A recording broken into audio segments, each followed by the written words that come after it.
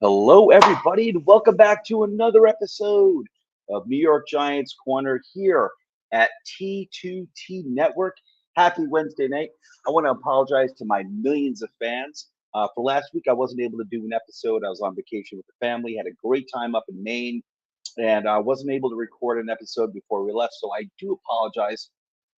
However, I'm really happy to be back with you, my fellow New York Giants fans, to talk some New York Giants football because even though it's the off season, there's always something to talk about. I do need to make this episode quick. It's 8:50. I'm starting it late. Plus, there's another recording going on at like 9:15. So I need to make this kind of quick. Let me get the bells and whistles. We're going to talk about the breakout candidates I think we need to look out for. This is obviously a topic that's been bandied about and talked about by other content creators, and totally cool. I love this subject. And you know what? I wanted to just put my own 2 cents out there. And that's why I create content because I've got a lot to say. Joe has a lot to say. But before we get into the content real quick, let me get the bells and whistles out of the way. If you can, please hit that like and subscribe button. Give us that 5-star Apple review. It really helps us out a lot. Where you can find the show: Apple Podcast, YouTube, Facebook, Podbean, Spotify. Our beautiful, wonderful website, toiletsandtitles.com, has all of our videos and articles. We cover everything to do with football, college football, fantasy football, NFL football. We have team-centric shows, including this show you're watching right now. We also have a Cowboy show, Rams, Packers, Jaguars, and I think I got them all covered. And we cover college football, along with our sister network, the CFB Nation, the College Football Nation.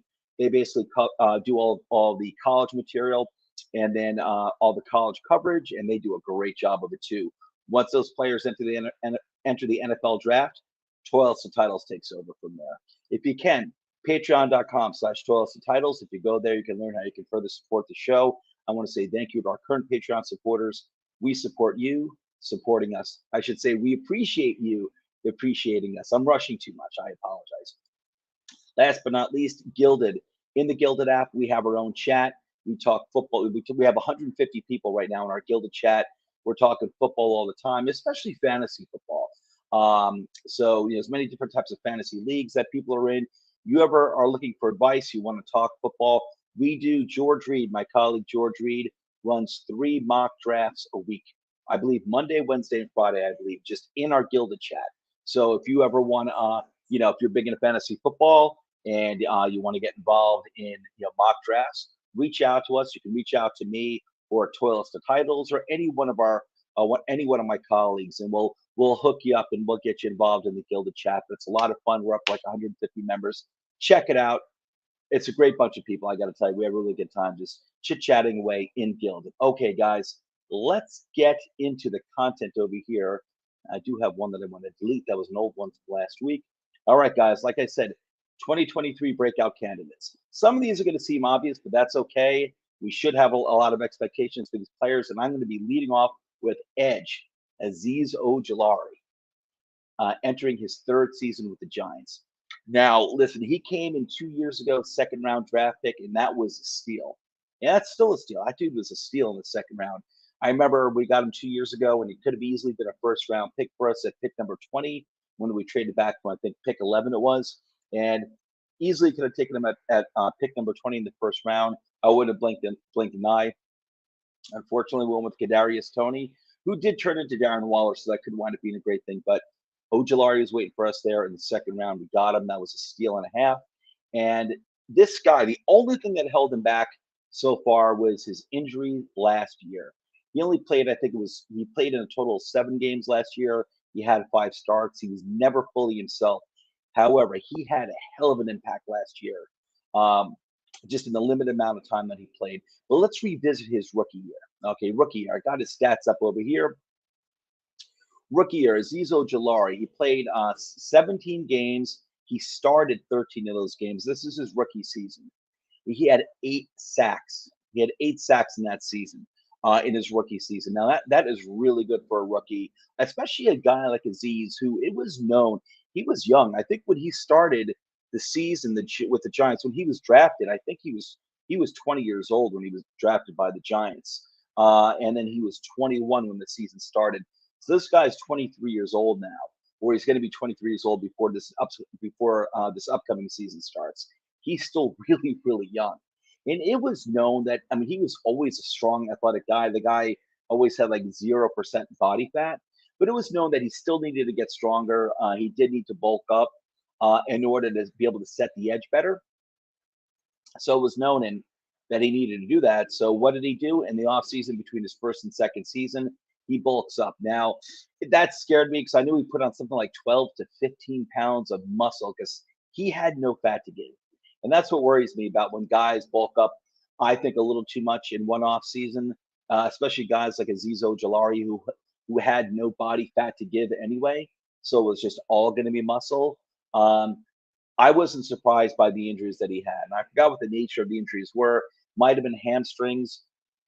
I don't remember, but that happen. It seems to happen a lot with these guys who are just these like chiseled, statues, just like no body fat to give at all. Put on a lot of muscle. Wound up getting just these injuries. I think they were hamstrings again, and that definitely impacted him last year, but he's got so much to offer. And he was getting better and better as the season was going on his rookie year in terms of setting the edge. Now, he was getting pressure fairly consistently his rookie year. We'd like to see it more, but he did get the 8 sacks. They did tend to come in bunches his rookie year. I do recall that. But still, he was doing a pretty decent job of getting pressure. And again, it was his rookie year. And again, he was only 21 years old. He still needed some weight to put on, with muscle that is needed. He needed to get stronger in order to set the edge. And also, it's experience. He was a rookie, right? So you're going to need experience. I thought overall he did very well his rookie year. Really, you can't argue against that. He did, and he left us drooling with optimism for his second year. Again, second year. Let's look at those stats. Okay, so I was right. It was 7 games he played in. He started 5 of those games last year. And in those 5 games, he had 5.5 sacks. So he's got in 2 seasons, and it's not just about the sacks. So I realize that. I do believe Ojulari last year, for the limited amount of time he played, I heard it on some other shows, and I also read it too. Now I might not be quoting this 100% correctly, but I think Ojulari last year led the NFL, or he was one of the leaders in the NFL last year on the amount of quarterback pressures, per snap that he played. So he either led the league, or he was at least one of the very top leaders, in that stat last year. And that is again most amount of QB pressures per snap.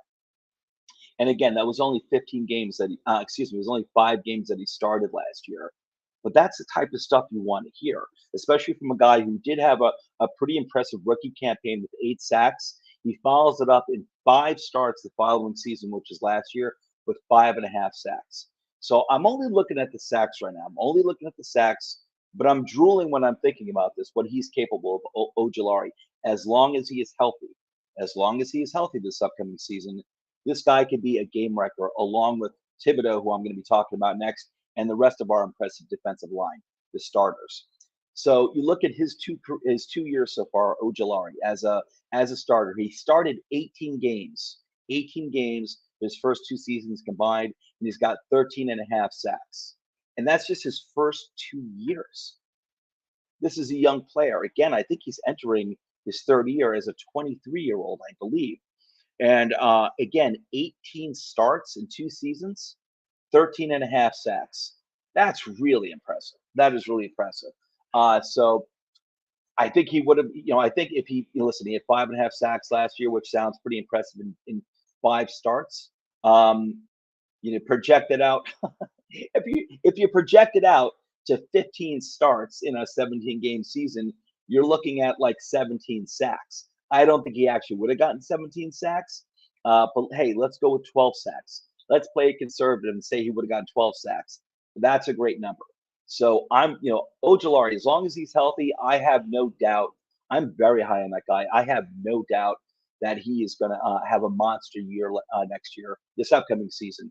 And just thinking about him and Thibodeau on the edges, and Dexter Lawrence, who played at an All-Pro level last year, as well as Leonard Williams, who, friendly reminder, Leonard Williams had a down year last year, Leonard Williams was playing for the first time. He was playing with an injury his entire career. This is a guy I love paying. I don't mind paying big contracts to guys who produce, and he's a really good all around interior defensive lineman, Leonard Williams. He's also been healthy, and I love availability. I love availability. Availability means so much to me, especially when you're a quality starter that the team is clearly relying on because he's a superior talent. Leonard Williams was playing with a neck burner. He was playing with a neck injury virtually the entire year last year. I forgot exactly when it started, but I don't think he entered the season into it, but it started off pretty early, and he played throughout the entire season with him. And he admitted himself it affected him. It was the first time he'd been injured in his career, and I think he may have only missed one game. If I recall, it might have been one of the Dallas games. I think he missed. I think it was only one. But when you're looking at Ojulari, coming into the season with 13 and a half sacks in 18 starts, and then you've got Kayvon Thibodeau, who who I'm going to talk about next, the number 5 pick overall last year, who did have in his own right, I think, an impressive rookie campaign. I'm going to talk about him in a second. And then you got a healthy Leonard Williams and Dexter Lawrence, another guy who's, knock on wood, has been an available player and has gotten better and better every year. And then last year, he took that jump. Last year, Dexter Lawrence, he took that jump.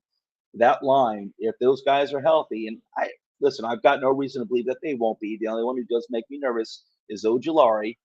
I'm not really worried about Leonard Williams. Ojulari is the one who makes me a little nervous on the injury front.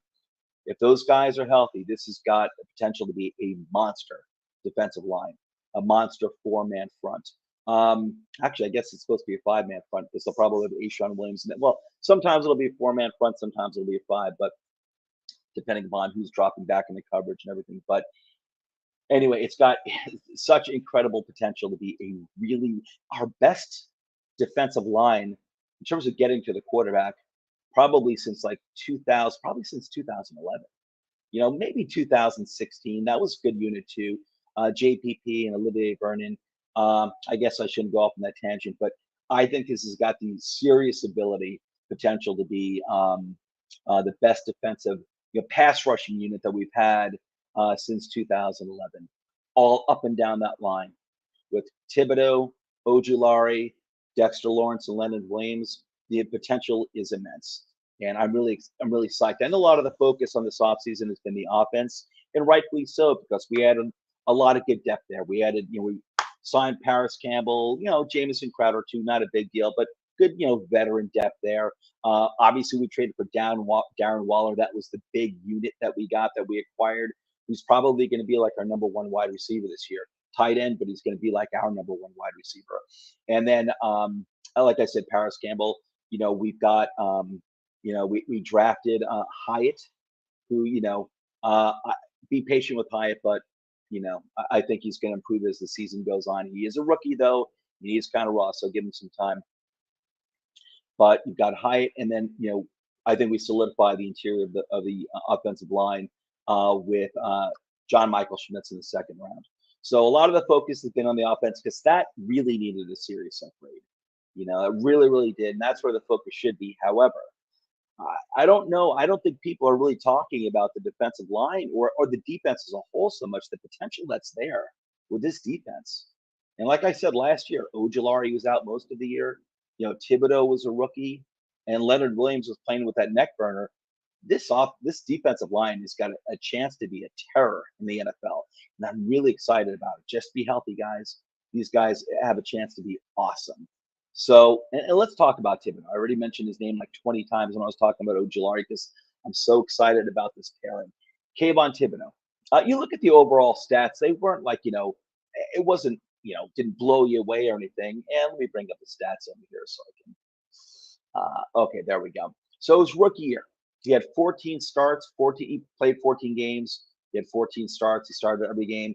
And again, I'm just focused on the pretty much the sacks. He only had 4 sacks. Obviously not a huge number. He was number 4 in the AP Defensive Rookie of the Year. He came in 4th place. Deservedly so. Sauce Gardner absolutely deserved that too. But he got 4th place in AP Defensive Rookie of the Year, and he deserved to be in that conversation though, because 4 sacks in 14 games, it doesn't sound that all impressive, but again, he was a rookie. He missed the earlier part of the season because of that knee injury that he suffered in preseason. So he missed the first 3 games. Played the last 14 games. Started all those 14 games. That's a great sign. And he played very, very well. He actually had 33 solo tackles, 16 assisted tackles. So it was a combined 49 tackles altogether in his rookie year. He had 2 forced fumbles. He had 4 sacks, 2 forced fumbles. One of those he returned for a touchdown. The key thing, and I'm not seeing the number of QB pressures he had overall. I'm not seeing that number over here right now. Okay, here we go. Actually, okay, so it looks like he had 4 hurries on 49 blitzes. QBKD. I'm not sure what that stat is, but oh, I'm sorry, he had 18 pressures altogether. Okay, so at 18 pressures, he did pretty well in that regard for his rookie year, and he actually played the run pretty well. He's got definitely room for improvement there, Kayvon. But the great thing about him is that he's a hard worker, and I want to touch on that in a second. But going back to his performance last year, you look at the stat of 4 sacks, and it doesn't sound all that impressive. His sacks came in money time. He was a money man last year. When you needed the guy to show up, this guy was there. His sacks tended to come at key moments in those games last year when he got them, and his pressures as well. And I'm telling you right now, especially in the beginning of the season, early on in the season, he was being held quite a bit. He was, and I'm not so unusual. Like I don't really tend to complain about that stuff. I think a lot of it's kind of like, when it comes to missed calls, it can be like kind of like, questionable. And no, I don't think referees, just like Kayvon Thibodeau. I think it's more of like you have to earn your strike type of thing, unfortunately. But there were quite a few clear instances when he was being held, at least earlier in the season, where they weren't those holding calls weren't made by the refs, and they probably should have been sacks. They probably should have been sacks. But anyway, his sacks that he did get, and a lot of pressures that he got, came at key moments. That means a lot. There are guys who had the stat line with meaningless sacks, meaningless hurries, and meaningless moments of the games. Uh, um, and that wasn't Thibodeau. A lot of his sacks came in the big moments. So this guy's like a money man. You need it done, he's getting it done at the key moment, and that was in his rookie year.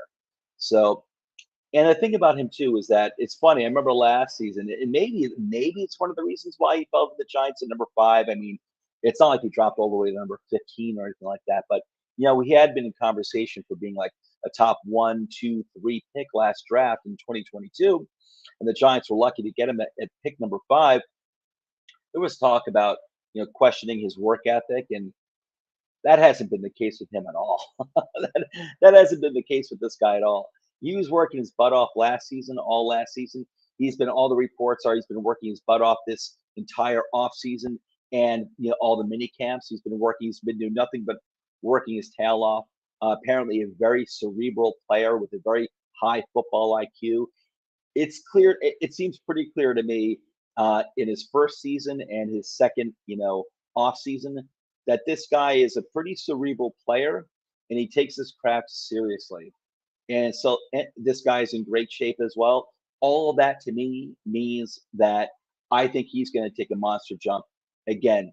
If he's healthy, he's going to take a monster jump this year, along with Ojulari. I really believe in Thibodeau. I'm super excited about this guy, and I don't think every second year player is going to take some monster jump, but obviously Thibodeau is of that caliber of player where he can, like, second year, he can go like, JPP. Remember, JPP was drafted in 2010, and I don't remember the exact stats, but he played pretty well. He played pretty well his rookie year. Second year, JPP was a monster. I mean, he could have been in conversation for, I can't say MVP of the entire league, but maybe best defensive player of the year in 2011. All the key plays he made at key moments in 2011 that helped that team get to the Super Bowl and win the Super Bowl. And that's kind of how I feel about Thibodeau. I think Thibodeau is going to take that jump, that type of jump in this second year. We already saw again, key plays at key moments last year in a season when the Giants went 9-7-1 and made the playoffs for the first time when virtually nobody expected that. And he was a key, when he finally he got in the field after, I guess it was week 4, day one, from day one. The stats might not necessarily indicate that. But again, it was his rookie year. But I'm telling you, his best plays came at the moments that where it was needed most. And that means a lot. And JPP did the same thing. He did that in his sophomore year. And I think Thibodeau can make that JPP type of jump. I do. Yeah, I think he's that type of caliber. Now, JPP was a special player. I mean, that dude he was huge. He was tall. He was wide. He was strong. He was super athletic. He had basically everything you were looking for in a star defensive end. And I think Thibodeau has got that as well. They are different. I mean, JPP was a 4-3 defensive end, and he was an absolute athletic freak.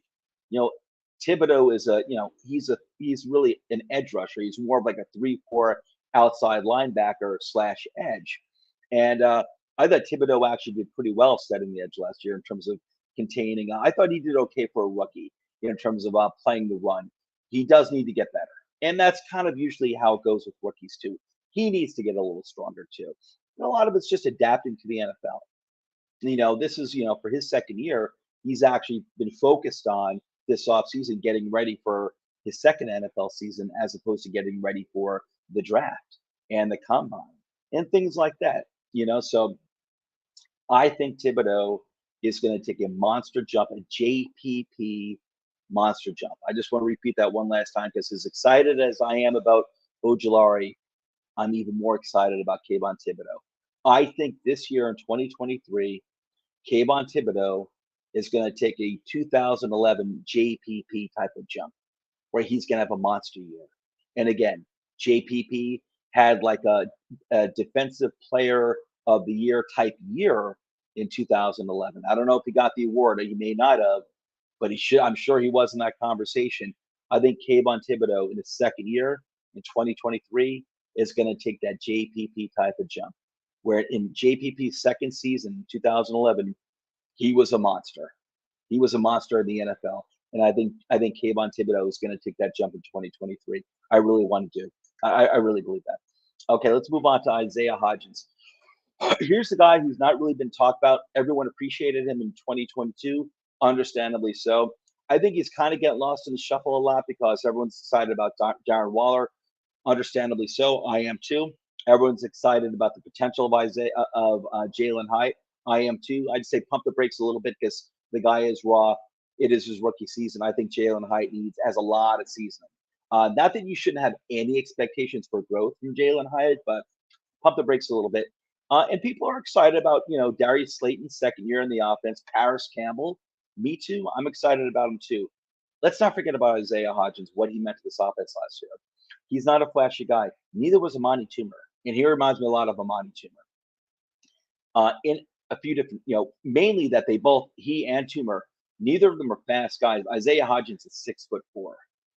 He's a really tall player. It's great to have that. We haven't really had that in a while. We had Kenny Golladay. That didn't work out, unfortunately. Isaiah Hodgins basically did the job last year that they were expecting of Kenny Golladay. Don't get me wrong, Kenny Golladay in his prime was probably better than Isaiah Hodgins will ever be. But I'm not knocking Isaiah Hodgins. This guy came in middle of the season last year. Yes, he came from Buffalo. He's familiar with the Dable offense. Still, he was a starter last year. I believe for the first time in his career, came in mid-season, like week 9 or something like that. And the Giants wide receivers, their passing game, the receiving game became much better after that with him, Slayton, and Richie James out there. Like I said, we've upgraded the receiving unit. It's not top notch. It's nothing elite. I get that. But this unit has improved in its depth. And Isaiah Hodgins came in last year and made big catch after big catch after big catch for this team. As an unheralded player, maybe familiar with Dable defensive offensive scheme. Remember, this was a Dable Kafka scheme, though. This wasn't just Dable. This is Dable and Kafka's offensive scheme. So it's not going to be exactly the same as in Buffalo. He came in and performed incredibly well for this team. The numbers don't pop off the chart, but we all saw it. We're talking about the eye test here, and I'm going to bring up the numbers over here last year. Hodgins. Okay, so Last year, Isaiah Hodgins had where the heck are those stats? Uh, okay, so he played 8 games last year for the Giants. He had 5 starts. In those 5 starts, only 5 starts, he had 33 receptions on 42 targets. That's a 78.6% catch percentage. Very, very nice. He's got very good hands, Isaiah Hodgins. He is reliable. So in 5 starts last year, he had 351 yards receiving. Now, if we were to, let's project that again, over, say 15 starts. You're looking at, you're looking at over 1,000 yards here for Isaiah Hodgins. I think he can possibly do that. It depends on. Listen, I think they've got big plans for Paris Campbell, and obviously they have big plans for Darren Waller. This offense is running through Darren Waller and Saquon Barkley. I believe, regardless of what happens with the contract, Saquon will be playing for the Giants next year. This offense will be running through Darren Waller and Saquon Barkley. But I think that Isaiah Hodgins is quietly this receiving core, unfortunately, for the Giants for a long time has been known to get injured. I wouldn't be surprised if a few guys get injured and Isaiah Hodgins is standing there. And if he's on the field consistently as a consistent starter, I think this guy could potentially get 1,000 yards. He's got a Monty tumor written all over him, in my opinion, and that tumor caught everything that was thrown to him.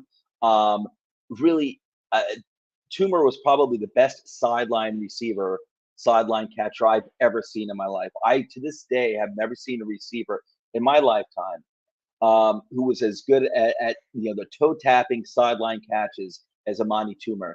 And you know what? Isaiah Hodgins was really good like that last year. As a matter of fact, I mean, one of the key plays against the Vikings in the playoffs was exactly that type of catch. It was a toe tap, reception where most of his body is basically out of bounds except for his toes, and he held on to the ball, and it was a beautiful, beautiful reception. I thought for sure that ball was out of bounds, and no, he got the toes in, and kept control of the ball all the way through. It was very tumor-esque. And I believe in Isaiah Hodgins. He came into the league known. He was known. He's not a burner. He's not going to burn anyone. He's not a fast guy, but he's big. He's got great body control, and he's a reliable target because he's got reliable hands. And he and Daniel Jones had a rapport very quickly last year. As game one, very quickly, Isaiah Hodgins became one of those main targets, and out of necessity as well. But the guy performed. If he wasn't performing, he wasn't going to be on the field. I'm telling you right now, if Isaiah Hodgins is on the field as a starter, this guy I think can legitimately be 1,000-yard receiver. A la Amani Toomer. I don't think he'll ever be a number one wide receiver ever. I don't think that'll be him. But I think he could be a really, really good quality number 2 wide receiver. And he already I can't say he flashed. He did more than flash last year. He showed out. He played out. And there's no reason to expect anything less than this year. This is a smart player. And now that he's absolutely going to be on this team. There's no question about that. He's going to be one of the starters. I don't know if he's going to be a full-time starter because Slayton will be there. Paris Campbell. We'll have Wan'Dale Robinson coming back. You got Hyatt. A lot of these guys, if they're healthy, they're going to need their snaps too. But I have a feeling Isaiah Hodgins is going to start. He's going to snatch one of the starting jobs. Probably, maybe at the expense of Darius Slayton. Darius Slayton will probably get fewer snaps this year. But Isaiah Hodgins has proven to be a really intelligent, high football IQ wide receiver. Good, reliable hands, great body control. I love this guy. And you know what? I think, again, and I'll just reiterate, if he is a starting wide receiver for this team, I think he can put up 1,000 yards, especially with Darren Waller being out there, and Saquon Barkley. Darren Waller is going to open up so much with this offense. It's going to be incredible. If he's healthy, if Waller's healthy, he's going to open up so much with this offense. It's going to be incredible. All right, let's move on to Daniel Bellinger. This is pretty much my fourth and final guy I want to focus on. I felt a little funny putting him out here. I felt like I had to talk about him because I was so impressed with Daniel Bellinger's rookie year. Darren Waller is the obvious starter. Like I just said, this offense is going to run through Waller and Saquon Barkley. Waller is known for the past 2 seasons for his history of injury, unfortunately. And if that happens, I think Daniel Bellinger, he'll never be a Darren Waller type of tight end. That's not him. That's not who he is. But he had a really, really good year last year as a rookie tight end. And this offense suffered when he was out for like 6 games last year, I think it was, with that serious eye injury that almost cost him his eye and his career. He suffered a serious eye injury, almost cost him his the entire season in almost his career, almost cost him his eye, apparently, actually, or at least serious eye damage where the potential was there for serious eye damage where he wouldn't be able to play football anymore. Thank God it didn't happen. He was okay. He did miss like 5 or 6 games.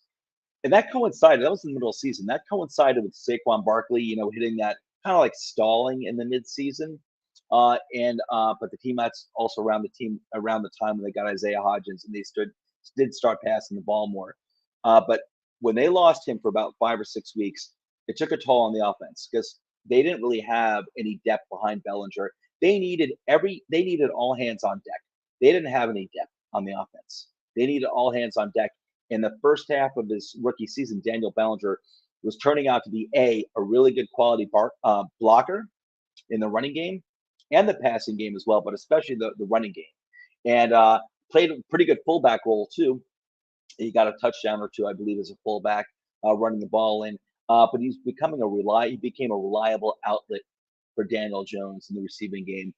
Type of tight end that I like. The guy can block in the running game, in the passing game. He's a physical tight end and a reliable outlet for your quarterback. Where a savvy guy who finds those open spots in the defense, and he can take a hit. He can block out the defender. He proved it last year. He can block out the defender, fight for that ball, and he's got good hands. I think he did have one ugly drop last year that hurt or potentially hurt the team, that either might have led to helped lead to one of the losses. It wasn't all on Bellinger, don't get me wrong, but that's not the type of player he is. This dude's got good hands. And I think he proved in his rookie season, he's got the ability to be, he is, not the ability, he's got good hands. He's a reliable catcher. And I love this guy, kind of like a dual threat tight end. Again, he's not Waller. He's not going to be Kelsey. He will never put up 1,000 yards in a season. But I don't need that from this dude. I think even with Waller, if Waller's healthy and he's going down the seam and he's expanding that vertical threat down the field, that's still gonna, if the defenses are focused on say Waller and Slayton, or Waller and Hyatt, like the big and speedy guys, that's going to open up more things for Saquon, and it's going to open up things underneath for people like Daniel Bellinger, where it's going to be like a nice easy 8-yard reception that he could possibly turn into like 12 or 15 yards. He's not the easiest player to take down either. Bellinger fights. He fights. I really like this guy a lot. So I think, listen, he came in jacked. They're already calling him Schwarzenegger or the Terminator. He was already a strong young player when he was drafted last year. But I'm sure you've probably seen the pictures if you're a Giants fan. This offseason, Bellinger came in, and the dude was always strong, but he was jacked. This guy was obviously focusing on his arms in the offseason. He looked ripped. He's ready to go. Again, another promising, impressive young player who takes these things seriously. Now it's the offseason. Now it's time to strengthen up. He was also in the tight end camp with Travis Kelce. I think it might be Kelce's tight end camp that he runs. And Bellinger was there with Kelce and a bunch of other tight ends, but Bellinger was there. And this is a guy, again, a young guy who, like Thibodeau and some of the other young Giants, that takes their craft seriously. Daniel Jones, Saquon Barkley, and other players too. It's so impressive to see. It's so great to see this young team, these young players, just taking their jobs seriously and nothing for granted. I love it. It's a great new generation of Giants to root for, and their attitude, their professionalism, is another big reason why I'm so high on this team. And I understand people maybe not being, expecting too much from this team because they didn't expect too much last year. And they're like, oh, they just got lucky. I don't think it was luck at all. I think this team was more impressive, was more talented than people realized. It just needed good coaching, which they do have on both sides of the ball. They're loaded with good coaching all over the place. That I have no doubt of. And I think this team is, again, being underestimated. I understand we have a difficult schedule, but this team is not a pushover anymore. This is not a pushover. I don't think last year was a fluke at all, and I think this team is improved. I guess every team, in theory, improves in the offseason. Uh, I think I think this team is improved in terms of quality, in terms of depth, and they're on both sides of the ball. They're playing second year in the same system on the offensive side and the defensive side, and it means a lot. And I honestly, I'm still sticking with my 11-6 prediction and another playoff appearance for this team. I don't think they're a tier one team, but I still think they're a tier two team. But they've moved up in terms of within the second tier. I don't think they're tier one yet. I think they probably will be next year. I think this team's going to take a big jump forward, and I think they're going to surprise so many people again. Again, this team, you got to be healthy. You got to be healthy. We're still not good enough to overcome too many injuries, to overcome too many key injuries. We're not that talented, but I love where this team is right now, and I think Bellinger, like I said, hopefully Waller is healthy. If he does, I mean him and Barkley, that combination is going to change so much on this offense and the other players too. But Waller opens up so much. Don't discount Bellinger. This dude is, again, I'm going to reiterate, Daniel Bellinger is key to our running game, and he's also definitely key to our running game. He's also key in the receiving game too. You want reliable players. Third down, 3rd and 8. Bellinger, you can count on that dude. He showed it his rookie year, and he's shown that he's taken the offseason seriously. To improve his strength, being at the tight end camp. This guy's trying to soak it all up. You can't ask for any more. So I'm really high on this dude. So again, he'll never be Darren Waller, but man, a healthy Daniel Bellinger is going to mean so much to this team. In his second year, I do think he's ready to kick ass. I really do. On again, as a blocker and as a timely receiver, a guy that you can catch on. I want to give some honorable mentions here too. Evan Neal, I'm excited about Evan Neal. I'm still kind of like a little worried about him. I got to be honest, but listen, I think he's going to have a nice second year. I don't think Evan Neal is going to have like I don't think he's going to make that Andrew Thomas type of jump where he's basically going from like really shaky rookie season to quality second season, like Andrew Thomas did. I'm not expecting that from Evan Neal, but I am expecting a lot of improvement. Okay, to the point where you don't really have to worry about him. He's not going to play at an all-pro level this upcoming season, but I think Neal's going to improve to the point where, okay, we're comfortable with him being out there. Because he was a turnstile last year. He was, listen, he was. But Evan Neal's got the talent, the size, and the strength. And another guy who took the offseason seriously, where he was getting private coaching with, I forgot who it was, but he was getting private coaching in the offseason. I think he lost some weight too. He's got stronger. He was already a big dude, big, strong dude, but lost some weight, got stronger, and was, going to his own offensive line camp. You can't ask for more than that. Again, high quality character guys that take their job seriously. You gotta love it. Josh Azudu, this is a guy, man. If this guy's healthy, I'm really excited about him. Originally, I didn't know anything about him when we took him in the 3rd round last year. He really flashed in the run game, man. This dude was powerful. He was kicking people's asses in the trenches in the run game. He was injured as well last year too. He didn't look good he didn't look good in the pass protection game, but he was known to be raw anyway.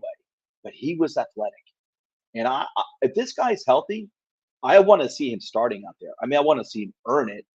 I want to see him earn the starting position, whether it's left guard or right guard. I think it would be left guard, but I want to see Josh Azudu out there.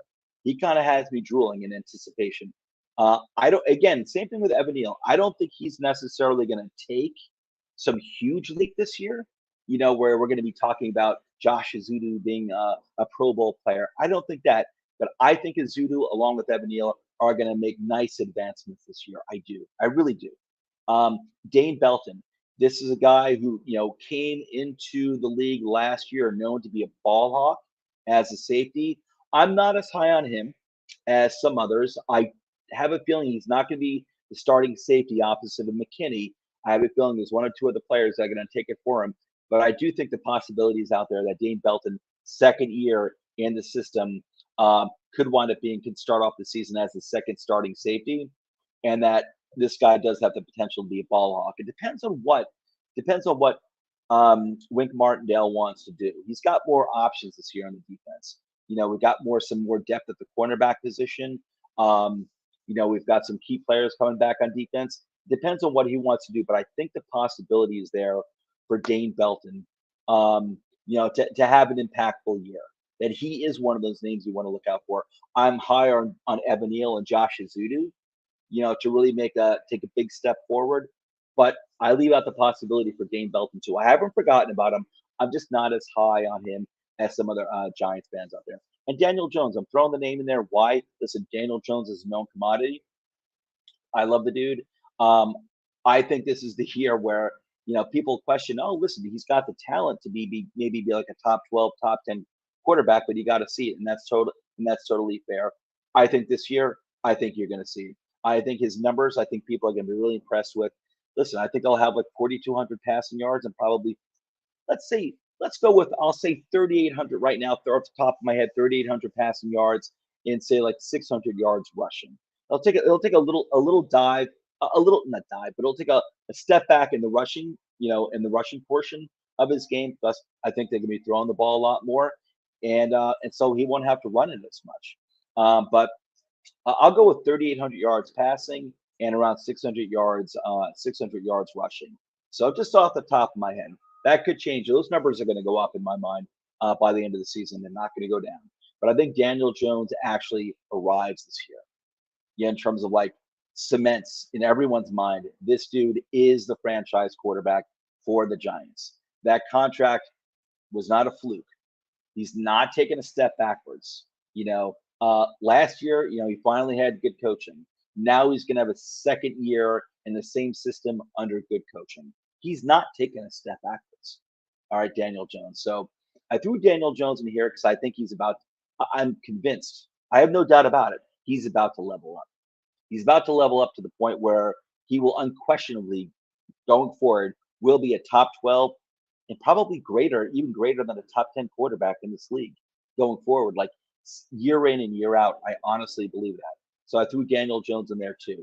I almost didn't want to do that again because he's like a known commodity, and I'm really looking at the players who are, even though he's young, the players that are even younger than him, more like that guys coming like the second and third year. But I do think Daniel Jones, I'm throwing in there because I think he's about to level up. All right. Those are my expectations. I don't have any doubt he's not taking a step backwards. Anyway, guys, I got to go. It's like 9:33. I know other people want to record an episode, I believe.